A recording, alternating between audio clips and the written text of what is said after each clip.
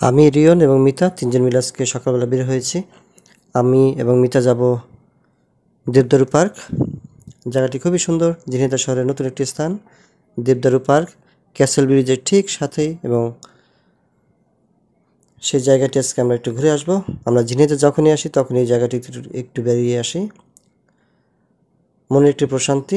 জায়গাটি এত সুন্দর যা যে কেউ না গেলে জায়গাটি বুঝতে পারবে না। রিয়ন কিন্তু আমাদের সাথে আজকে যাবে না, রিয়ন আজকে থাকবে।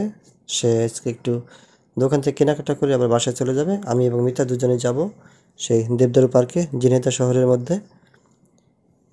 আমরা দেবদারু পার্কে চলে এসেছি। যেহেতু এখন অনেক গরম, আমরা আজকে একটু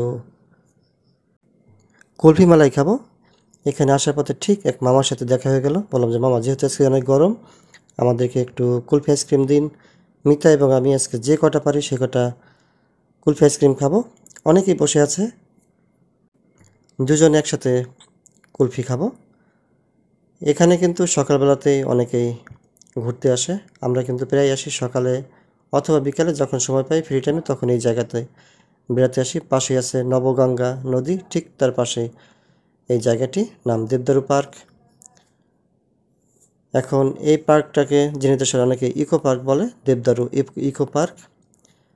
আমরা এখানে কুলফি নিয়ে সেই কুলফিটা খাবো। দেখা যাক আজকের কুলফির স্বাদটা কীরকম হয়। যেহেতু নামকরা কুষ্টিয়ার কুলফি অনেকে বিক্রি করে থাকে, মামার কাছ থেকে আজকে আমরা খাবো সেই কুলফি আইসক্রিম। দেবদারু পার্কে বসে নবগঙ্গার ঠিক পাশে একটি জায়গায় বসে আমরা এই কুলফি খাচ্ছি।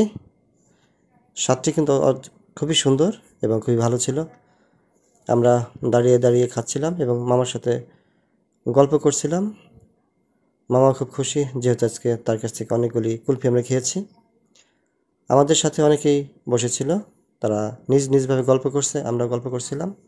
ঘুরে ঘুরে দেখছি এখানে কিন্তু অনেক প্রজাতির বড় বড় দেবদারু গাছ আছে।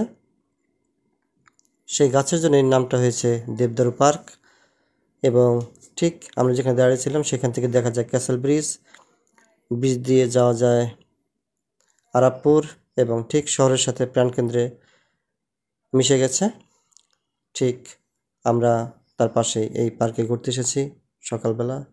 নাস্তা করে দুজনে মিলে একটু সময় কাটাবো, তারপর আবার বাসায় চলে যাব। আবার বিকেলবেলা আসবে এখানে ঘুরতে রিয়নকে নিয়ে। আমরা ঘুরে ঘুরে দেখছি এখানে জায়গাটি খুবই পরিষ্কার এবং খুবই সুন্দর। বড় বড় দেবদারু গাছ, ঠিক তার পাশে বসার সুন্দর সুন্দর স্থান করে দেওয়া আছে। এখানে অনেকে বসে, উপরে বসার স্থান এবং নিচে বসার স্থান। কুলফি খাচ্ছি আর গল্প করছি এবং ঘুরে ঘুরে দেখছি যে কী কী আছে এখানে। খুবই সুন্দর একটি পরিবেশ। ঝিনাইদহ শহরের এই দেবদারু গাছ, ঠিক তার পাশে এমন সুন্দর করে বসার স্থান। বিকেলবেলা অনেকেই ঘুরতে আসে, সকালে দূর দূরান্ত হতে যারা এই নামটা শোনে সবাই এখানে একটু বাতাস এবং ঠান্ডা আবহাওয়ার জন্য এখানে বসে সময় কাটায়। সময়টা কাটানো হয়ে যায় এবং ঘোরাফেরা হয়ে যায়। এখানে দুই বেলা, সকাল এবং বিকেল